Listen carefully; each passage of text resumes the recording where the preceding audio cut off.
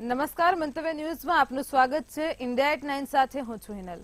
લોકસભા ચૂંટણી પહેલા પીએમ નરેન્દ્ર મોદીએ તમિલનાડુની ન્યૂઝ ચેનલમાંથી ટીવીને ઇન્ટરવ્યૂ આપ્યો હતો। આમાં તેમણે પહેલીવાર ઇલેક્ટોરલ બોન્ડ મુદ્દે જવાબ આપ્યો છે। તેમને પૂછવામાં આવ્યું હતું કે શું ચૂંટણી બોન્ડના ડેટા સાર્વજનિક થવાથી પાર્ટીને છટકો લાગ્યો છે। આ બાબતે તેમણે કહ્યું 2014 પહેલા પણ ચૂંટણીમાં ખર્ચ થતો હતો અને ત્યારે કયા રૂપિયા ક્યાંથી આવ્યા અને કોણે ખર્ચ્યા એની કોઈ માહિતી મળતી ન હતી। સિસ્ટમમાં ખામીઓ હોઈ શકે છે, કોઈ પણ સિસ્ટમ સંપૂર્ણ નથી, ખામીઓને સુધારી શકાય છે। તેમણે કહ્યું કે જો મોદીએ ઇલેક્ટોરલ બોન્ડની સ્કીમ બનાવી છે તો એ જાણી શકાય છે કે કયા રૂપિયા કોને અને ક્યારે આપવામાં આવ્યા હતા। જે લોકો ડેટા સાર્વજનિક થવા અંગે અવાજ ઉઠાવી રહ્યા છે તેમને પાછળથી પસ્તાવો થશે। આ સિવાય પીએમને ઇન્ટરવ્યુમાં પૂછવામાં આવ્યું કે વિપક્ષ સરકાર પર ઈડી સીબીઆઈના દુરુપયોગનો આરોપ લગાવી રહી છે। એના પર પીએમએ કહ્યું કે અમે ઈડીની સ્થાપના નથી કરી, ન તો અમારી સરકાર પીએમએલએ કાયદો લાવી છે।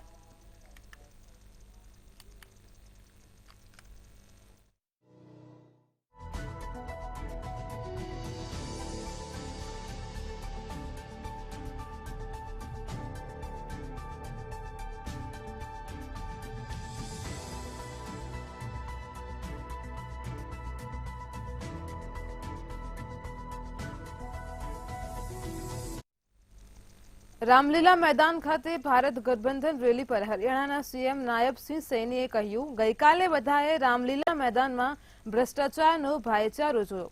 આખા દેશે જોયું કે કેવી રીતે તેઓ તેમના ભ્રષ્ટાચારને છુપાવવાનો પ્રયાસ કરી રહ્યા છે। તેઓએ લૂંટ કરી છે।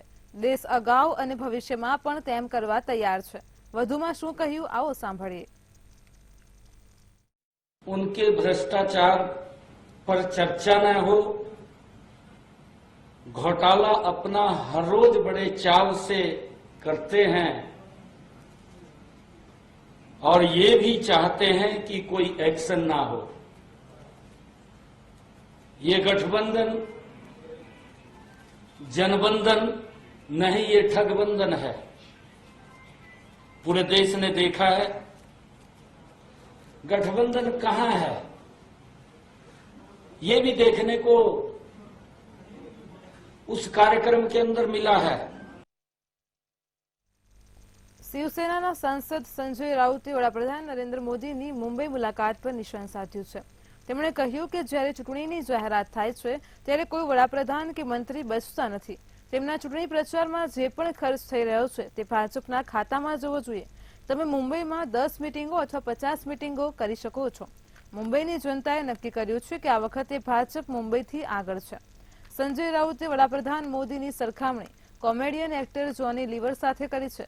ઉદ્ધવ જૂથના સાંસદ રાઉતે કહ્યું, આ ગુજરાતના લીવર છે જેઓ અમારું મનોરંજન કરી રહ્યા છે।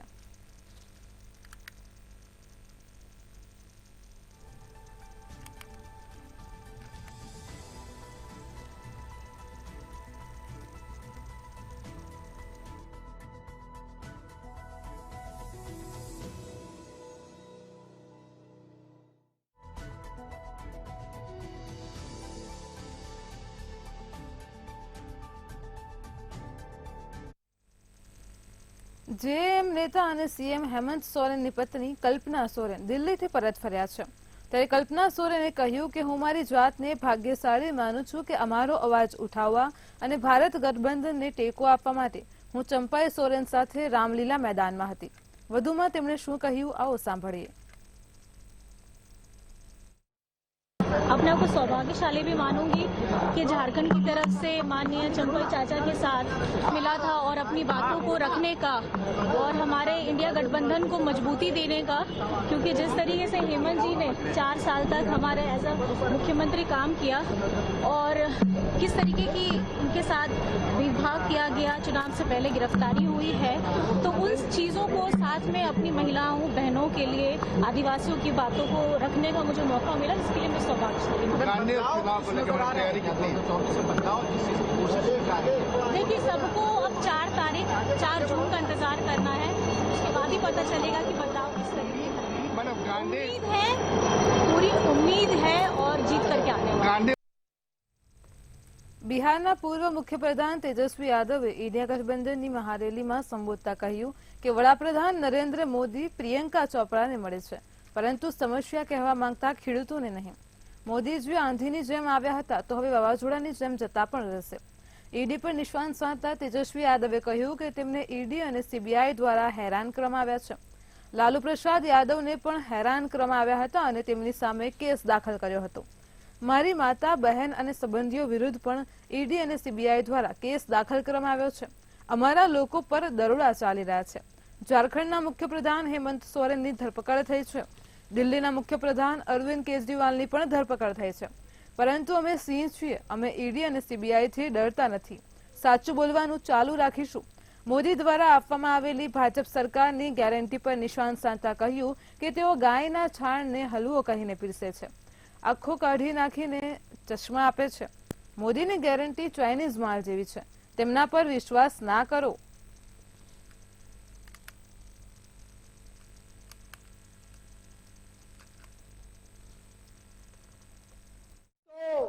धोखेबाज हो, वादा करके भूल जाते हो. रोज रोज मोदी जी तुम ऐसा करोगे, रोज रोज मोदी जी तुम ऐसा करोगे, जनता जो रूठ गई तो हाथ मलोगे. अरे तुम तो धोखेबाज हो, वादा करके भाग जाते हो. પૂર્ણિયા બેઠક મહાગઠબંધન માટે મુશ્કેલ બની રહી છે. કોંગ્રેસ તરફથી ફટકાર બાદ પણ પપ્પુ યાદવ પાછળ હટવા તૈયાર નથી. હવે તેમણે જાહેરાત કરી છે.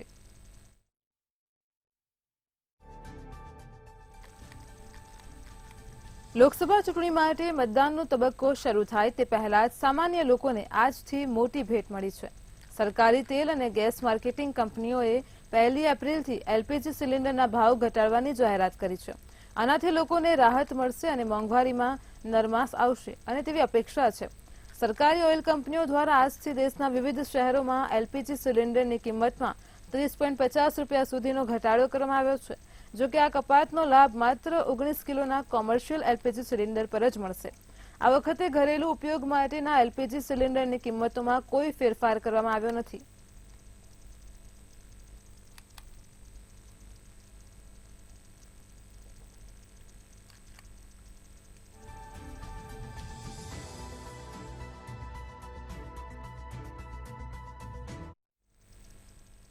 જ્ઞાનવાપી સંકુલમાં વ્યાસજી ભોયરામાં પૂજા કરવા સામે મુસ્લિમ પક્ષની અરજી પર સુપ્રીમ કોર્ટે આજે એટલે કે 1 એપ્રિલે સુનાવણી કરી.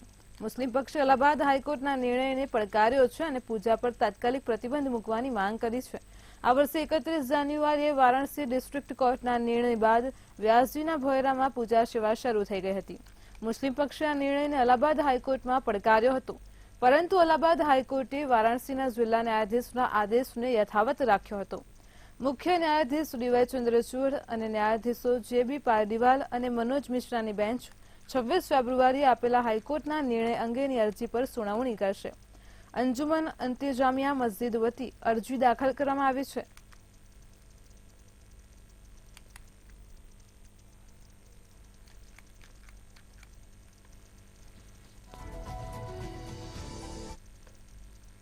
ચક્રવાતી તોફાને પશ્ચિમ બંગાળના જલપાઈગુડીમાં ભારે તબાહી મચાવી હતી.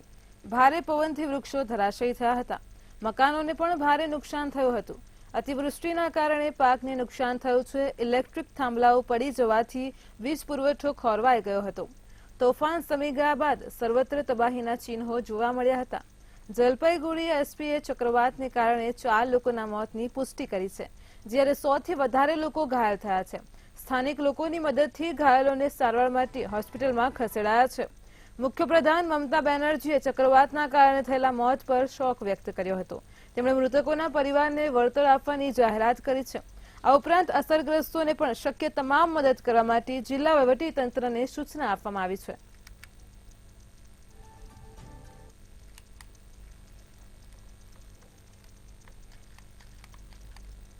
ગાઝા પટ્ટી પર ઇઝરાયેલના સતત હુમલામાં મૃત્યુઆંક વધીને 32,782 થઈ ગયો છે.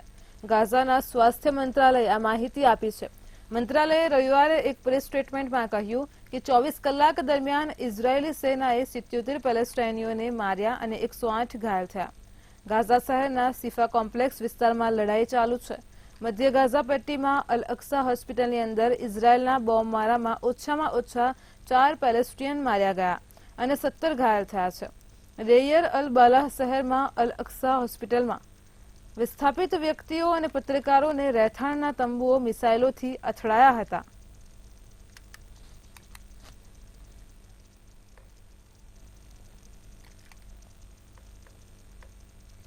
ગાઝામાં ઇઝરાયેલ અને હમાસ વચ્ચે ચાલી રહેલા યુદ્ધને 6 મહિના થવાના છે અને હજુ પણ બંધકોની મુક્તિના કે સીઝફાયરના નિર્ણયો નથી લેવાયા. ઇઝરાયેલની રાજધાની જેરુસલેમ અને તેલ અવીવમાં હજારોની સંખ્યામાં લોકો ઇઝરાયેલના વડાપ્રધાન બેન્જામિન નેતન્યાહુ વિરુદ્ધ માર્ગો પર ઉતરી પડ્યા છે અને પરિસ્થિતિ બગડવા પાછળ તેમને જવાબદાર ઠેરાવી રહ્યા છે. લોકો બેન્જામિન નેતન્યાહુના રાજીનામાની સાથે ટૂંકા ગાળામાં ચૂંટણી કરાવવાની માંગણી કરી છે. દેખાવો કરનાર લોકોનું કહેવું છે કે બેન્જામિન નેતન્યાહુના કારણે જ હમાસ સાથે કોઈ પ્રકારની ડીલ નથી થઈ રહી અને તેથી તેમના સ્વજનો પાછા નથી આવી રહ્યા. આંતરરાષ્ટ્રીય સમુદાય પણ બંધકોની મુક્તિ ઈચ્છે છે, પરંતુ નેતન્યાહુ એવું નથી ઈચ્છતા. તેઓ રાજકીય સ્વાર્થના કારણે યોગ્ય નિર્ણય નથી કરી શકતા. જોકે ઇઝરાયલ અને હમાસ વચ્ચે સીઝફાયર કરાવવા અને બંધકોની મુક્તિ માટે ઇજિપ્તની રાજધાની કાહિરામાં બંને પક્ષો વચ્ચે વાત ચાલી રહી છે.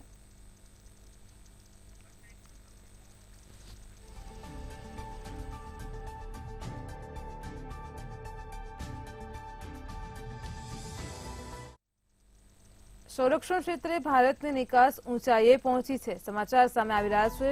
ભારતનો નિકાસ રેકોર્ડ ઊંચાઈએ પહોંચ્યો છે. તો કેન્દ્રીય રક્ષા મંત્રી રાજનાથસિંહે આ અંગે માહિતી આપી છે. ભારતનો નિકાસ રેકોર્ડ ઊંચાઈએ પહોંચ્યો છે. ઘણા નાણાકીય વર્ષની સરખામણીમાં 32.5% વધારો થયો છે.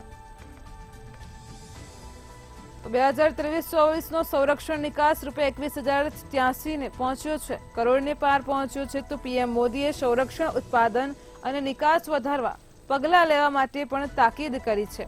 સંરક્ષણ ક્ષેત્રે ભારતની નિકાસ રેકોર્ડ ઊંચાઈએ પહોંચ્યો છે. મોદી સરકારે તમામ ક્ષેત્રોમાં આત્મનિર્ભરતા પ્રાપ્ત કરવા પર આભાર માન્યો છે.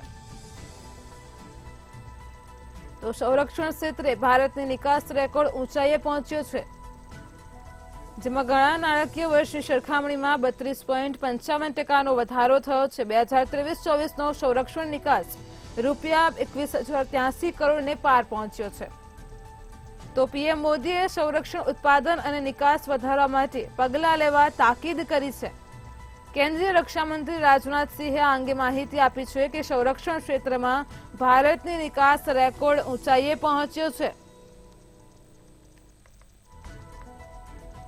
તો ગયા નાણાકીય વર્ષની સરખામણીમાં 32.5% વધારો થયો છે. પીએમ મોદીએ સંરક્ષણ ઉત્પાદન અને નિકાસ વધારવા માટે પગલાં લેવા તાકીદ કરી છે.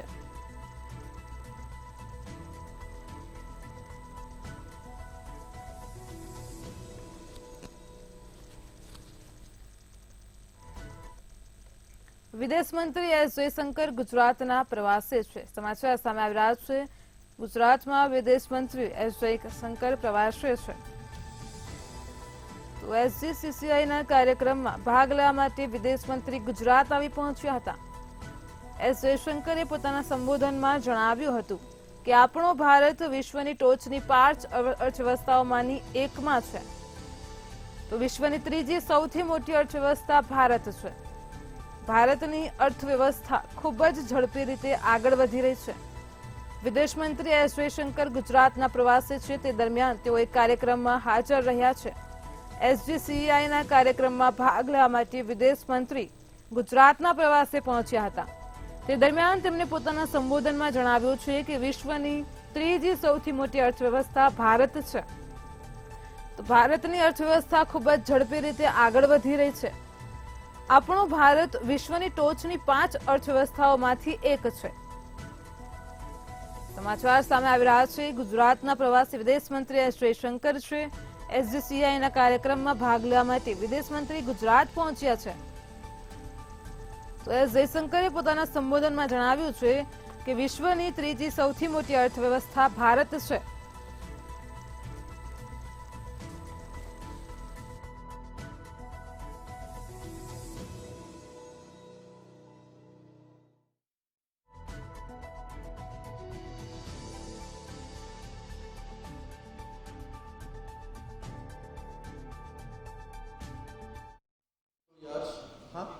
मैं दोनों में करूँगा। पूछा उन्होंने अंग्रेजी में, इसीलिए मैं कर रहा हूँ। अगर आप हिंदी में ठीक है तो मैं हिंदी में कर लेता हूँ। हाँ, और उनके साथ कैसा ट्रीटमेंट हो, क्योंकि ये नहीं होना चाहिए कि वो बाहर काम करने के लिए जाएं और उनको मान लीजिए कम तनख्वाह मिले या सोशल सिक्योरिटी बेनिफिट मिले या सोशल सिक्योरिटी कवरेज कम हो या ऐसे काम पे लगा दें जो गैर कानूनी हो, तो हम उनको प्रोटेक्शन देते हैं। तो ऐसे एग्रीमेंट्स पिछले साल जर्मनी, ऑस्ट्रिया, इटली, ये 3 के साथ हुआ था। पोर्चुगल के साथ पहले हो चुका था, उसके जो नियम जो हैं वो भी अब बन चुके हैं। ऑस्ट्रेलिया के साथ हुआ था। और जापान के साथ हर क्षेत्र में नहीं हुआ था, कुछ उन्होंने बहुत स्पेसिफाई किया कि इस ऐसे कामों में हम लेने के लिए तैयार हैं। तो आजकल एक ग्लोबल वर्कप्लेस बन रहा है और उस ग्लोबल वर्कप्लेस में हमारे टैलेंट, हमारे स्किल्स की ज़रूरत है, डिमांड है। और देश जो हैं बहुत आग्रही हैं कि हम आपस में ऐसा कुछ समझौता करें। ये तो विकसित देश है। इसके अलावा आप जानते हैं कि ये खाड़ी में सालों से ये प्रक्रिया है कि हमारे यहाँ से लोग blue collar, white collar, professional, high end, high technology, सब लोग वहाँ जाते हैं। उनके लिए जो है, उनके लिए भी हमने कुछ कदम उठाए हैं, जैसे મેરઠમાં પણ ટેલિવિઝનના રામ, લક્ષ્મણ અને સીતા એક સાથે જોવા મળશે. સુનિલ લહેરી અને દીપિકા ચીખલિયા મેરઠથી ભાજપના ઉમેદવાર અરુણ ગોવિલના પ્રચાર માટે મેરઠ આવશે. એટલે કે રામાયણના રામ, સીતા અને લક્ષ્મણની જોડી મેરઠમાં સાથે જોવા મળશે. વડાપ્રધાન નરેન્દ્ર મોદીએ પણ રવિવારે મેરઠમાં રેલી કરીને 2024ના ચૂંટણી પ્રચારની શરૂઆત કરી હતી.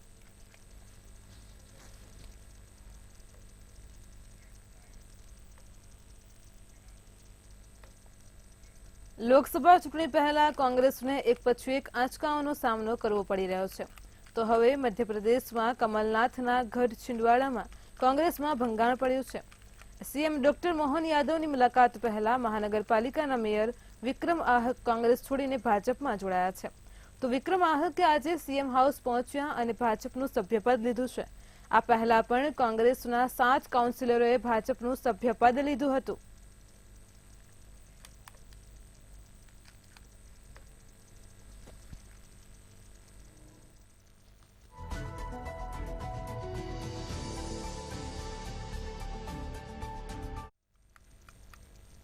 કોંગ્રેસ તરફથી ફટકાર બાદ પણ પપ્પુ યાદવ પાછળ હટવા તૈયાર નથી. હવે તેમણે જાહેરાત કરી છે કે તેઓ 4 એપ્રિલે પાર્ટી વિરુદ્ધ ઉમેદવારી નોંધાવશે.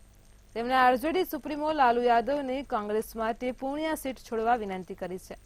પપ્પુ યાદવે કહ્યું છે કે હું પણ લાલુજી તમારો પરિવાર જ છું. માત્ર 4 બાળકોને કુટુંબ ન ગણો. પૂર્ણિયા બેઠક કોંગ્રેસને આપો.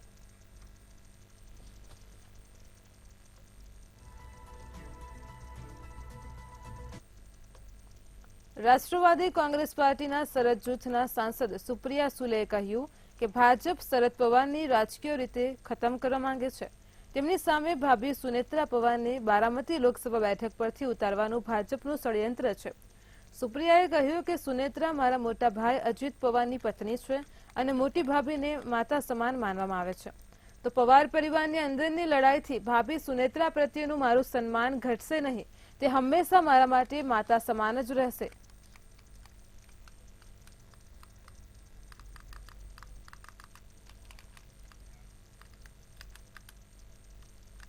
નીતિન ગડકરીએ કહ્યું છે કે જ્યારે નબળી સ્થિતિમાં કોઈ અમારી સાથે સહાનુભૂતિ નથી આપી ત્યારે હવે મારા મનમાં કોઈ શંકા નથી. ભાજપના નેતૃત્વમાં એનડીએ 400 ને પાર આંકડો કરી રહી છે, કારણ કે અમારી સરકારે છેલ્લા 10 વર્ષમાં નક્કમ કામ કર્યું છે.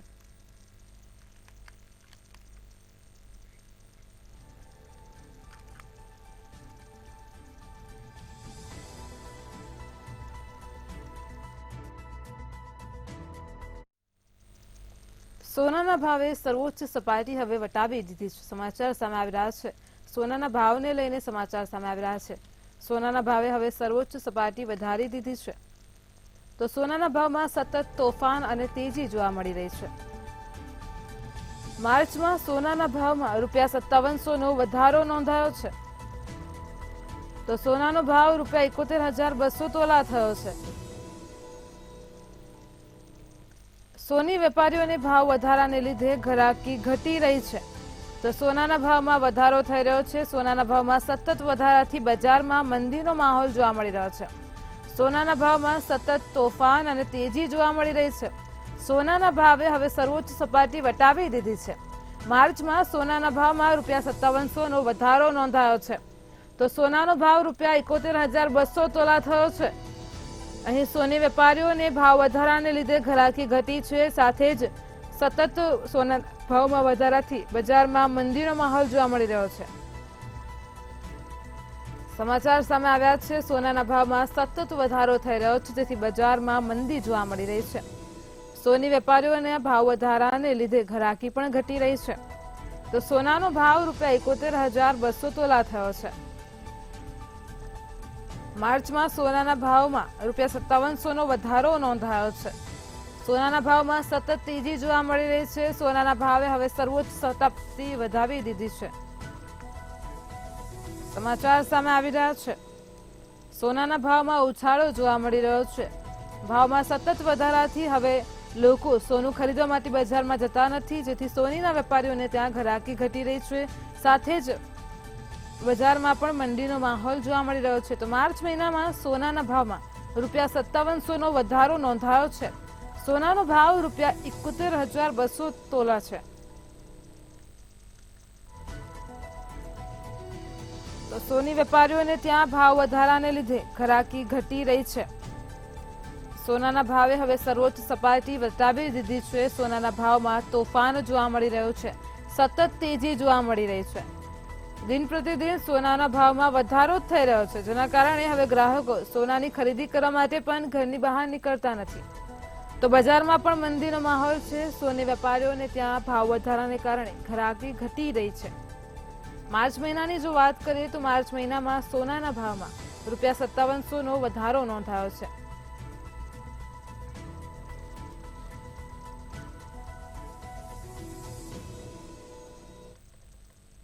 દિલ્હી મુંબઈ નેશનલ હાઈવે ઉપર ગમખ્વાર અકસ્માત સર્જાયો છે.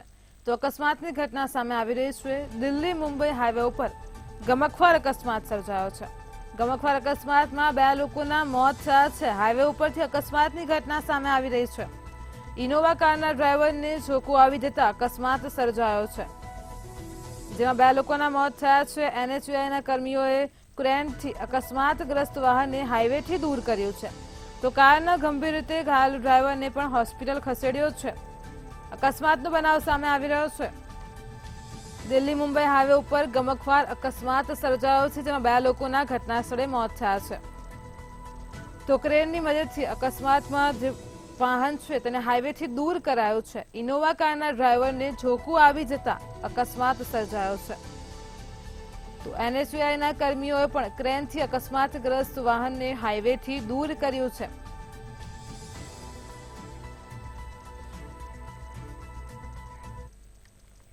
લિકર પોલિસી કેસમાં 21 માર્ચથી જેલમાં બંધ દિલ્હીના મુખ્યમંત્રી અરવિંદ કેજરીવાલ સાથે સંબંધિત 2 કેસની સોમવારે એટલે કે 1 એપ્રિલના રોજ રાઉઝ એવન્યુ કોર્ટ અને દિલ્હી હાઈકોર્ટમાં સુનાવણી થઈ હતી. ઈડીએ કેજરીવાલના રિમાન્ડ પૂરા થતા તેમણે રાઉઝ એવન્યુ કોર્ટમાં કાવેરી બાવેજાની કોર્ટમાં રજૂ કર્યા. આ પછી કોર્ટે અરવિંદ કેજરીવાલને 15 દિવસની જ્યુડિશિયલ કસ્ટડીમાં જેલમાં મોકલી દીધા છે. તો કેજરીવાલને તિહારની જેલ નંબર 2માં રાખવામાં આવશે. જોઈએ સંપૂર્ણ માહિતી આ અહેવાલમાં. 21 માર્ચે ઈડીએ અરવિંદ કેજરીવાલની ધરપકડ કરી હતી. તેમને 22 માર્ચે રાઉઝ એવન્યુ કોર્ટમાં રજૂ કરવામાં આવ્યા હતા. કોર્ટે કેજરીવાલને 28 માર્ચ સુધી એટલે કે 7 દિવસના રિમાન્ડ પર મોકલી દીધા છે. તો આ પછી 28 માર્ચે થયેલી સુનાવણીમાં કોર્ટે તેમને 1 એપ્રિલ સુધીના રિમાન્ડ પર મોકલી દીધા હતા. આજે તેમને 15મી એપ્રિલ એટલે કે 14 દિવસની જ્યુડિશિયલ કસ્ટડીમાં મોકલવામાં આવ્યા છે. 28 માર્ચે કેજરીવાલે પોતે જ પોતાના કેસની દલીલ કરી હતી. આમ કરનાર તેઓ દેશના પહેલા સિટિંગ સીએમ બન્યા છે. કેજરીવાલે તેમની ધરપકડ સામે વિરોધ દર્શાવ્યો હતો અને કહ્યું હતું કે આ કેસમાં મારું નામ માત્ર 4 વખત સામે આવ્યું છે. 4 નિવેદનો આપવામાં આવ્યા હતા અને તેમાંથી જે નિવેદનમાં મને ફસાવવામાં આવ્યો હતો તે નિવેદન કોર્ટ સમક્ષ રજૂ કરવામાં આવ્યું હતું. શું આ 4 નિવેદનો મુખ્યમંત્રીની ધરપકડ કરવા માટે પૂરતા છે? તેના જવાબમાં ઈડીએ કહ્યું હતું કે મુખ્યમંત્રી કાયદાથી ઉપર નથી. તપાસ દરમિયાન ઈડીએ કહ્યું, અમે ન્યાયિક કસ્ટડીની માંગ કરીએ છીએ. કેજરીવાલ અમને કોઈ સહયોગ નથી આપી રહ્યા. તેઓ અમને ગેરમાર્ગે દોરે છે. તેઓએ અમને કહ્યું કે વિજય નાયર તેમને રિપોર્ટ નથી કરતા, આતિશીને કરે છે. કેજરીવાલ તેમના ફોનનો પાસવર્ડ શેર કરી રહ્યા નથી. અમે તેમની ઈડી કસ્ટડીની માંગ કરીશું. આ અમારો અધિકાર છે. અંતે કોર્ટે કેજરીવાલને 15 દિવસની જ્યુડિશિયલ કસ્ટડીમાં જેલમાં મોકલ્યા. દિલ્હીના સીએમ અરવિંદ કેજરીવાલે કોર્ટમાં કહ્યું કે તેમને જેલમાં 3 પુસ્તકો આપવામાં આવે. આ પુસ્તકોમાં તેમણે ગીતા, રામાયણ અને હાઉ પ્રાઇમ મિનિસ્ટર ડિસાઇડની માંગ કરી છે. ઈડીએ સોમવારે રાઉઝ એવન્યુ કોર્ટમાં કહ્યું કે અરવિંદ કેજરીવાલે પૂછપરછ દરમિયાન આતિશી માર્લેનાનું નામ લીધું છે. જ્યારે ઈડીએ વિજય નાયર વિશે સવાલ પૂછ્યા ત્યારે કેજરીવાલે કહ્યું કે નાયર મને નહીં પણ આતિશીને રિપોર્ટ કરતા હતા. ઈડીએ દાવો કર્યો હતો કે આ સમગ્ર ષડયંત્ર વિજય નાયર અને અન્ય કેટલાક લોકોએ સાઉથ ગ્રુપ સાથે મળીને આચર્યું હતું અને તેના દ્વારા જથ્થાબંધ વેપારીઓને અસાધારણ નફો આપવામાં આવતો હતો. ઈડીએ કહ્યું કે વિજય નાયર મુખ્યમંત્રી અરવિંદ કેજરીવાલ અને મનીષ સિસોદિયા માટે કામ કરતો હતો. આ દરમિયાન અરવિંદ કેજરીવાલના પત્ની સુનીતા કેજરીવાલે કહ્યું કે ભાજપનો ઉદ્દેશ્ય ચૂંટણી દરમિયાન કેજરીવાલને જેલમાં રાખવાનો છે. 11 दिन उनकी पूछताछ हुई है. पूछताछ पूरी हो गई है. अदालत ने दोषी नहीं कहा. उनको जेल में क्यों डाला है? लोगों का एक ही मकसद है, इनको चुनावों में उनको जेल में डालना है. देश की जनता इस तानाशाही का जवाब देगी. આમ આદમી પાર્ટી નેતા જસ્મીન શાહે કહ્યું કે દિલ્હીમાં હજુ પણ ઓપરેશન લોટસ સતત ચાલી રહ્યું છે. વધુમાં તેમણે શું કહ્યું આવો સાંભળીએ. दूसरा, आज एक बड़ा खुलासा दिल्ली के विधानसभा के अंदर हुआ. वहां हमारे एक वरिष्ठ एमएलए विधायक ऋतुराज झा जी ने वापस वो बात कही जो बार बार देश की जनता तमाम विपक्षी पार्टियों से सुन चुकी है कि कैसे दिल्ली में भी ऑपरेशन लोटस कंटिन्यूसली चल रहा है. पहले भी ऐसे कई वारदात आए थे, लेकिन आज जो उन्होंने खुलासा रखा देश के सामने वो भी बड़ा हैरान कराने वाला है और यह भी दिखाता है कि ईडी का मकसद क्या था. वो क्यों चाहते हैं कि अरविंद केजरीवाल जी लंबे समय तक जेल में रहें. ऋतुराज जी ने कहा कि कल शाम को कुछ लोग जो भाजपा से बिलोंग करते हैं वो स्वयं उन्हें एक फंक्शन में मिले, पब्लिक फंक्शन में मिले. दयालपुर नाम की जगह है. ईडी चाहे तो उसके कोऑर्डिनेट्स भी निकाल सकती है उनके फोन से, उनकी लोकेशन से, कि वो वाकई में वहां पे थे कि नहीं. और वहां उन्हें सीधा बोला गया, ऑफर दी गई कि 25 करोड़ लो, आम आदमी पार्टी छोड़कर भाजपा में आ जाओ. और यह भी कहा गया उन्हें, बड़ी इंटरेस्टिंग बात है, यह भी कहा गया कि एक अरविंद केजरीवाल तुम्हारे सबसे बड़े नेता को बिना किसी सबूत के अगर हम जेल में डाल सकते हैं तो तुम क्या चीज हो. અરવિંદ તિહાડમાં ટીવી જોઈ શકશે. અઠવાડિયામાં 2 વાર એવા લોકોને મળવાની છૂટ છે જેમના નામ પહેલાથી જ લખેલા હોય છે. અત્યાર સુધી તેમની પત્ની અને વકીલ તેમની મુલાકાતે આવ્યા છે. અરવિંદને ડાયાબિટીસ છે એટલા માટે બિસ્કિટ અને આવા અન્ય હળવા નાસ્તા તેમની સાથે રાખવામાં આવશે જેથી તેઓ દર 2-3 કલાકે ખાવાનું ચાલુ રાખી શકે. તેમને ડાયાબિટીસ હોવાથી ડાયટનું પણ ધ્યાન રખાશે. કેજરીવાલના વકીલ રમેશ ગુપ્તાએ કોર્ટને કહ્યું અરવિંદ કેજરીવાલને જેલમાં 3 પુસ્તકો આપવામાં આવે. બ્યુરો રિપોર્ટ, મંતવ્ય ન્યૂઝ. ઇન્ડિયા એટ 9 માં હાલ આટલું જ. પડે પણની અપડેટ મેળવતા રહો માત્ર મંતવ્ય ન્યૂઝ પર. નમસ્કાર.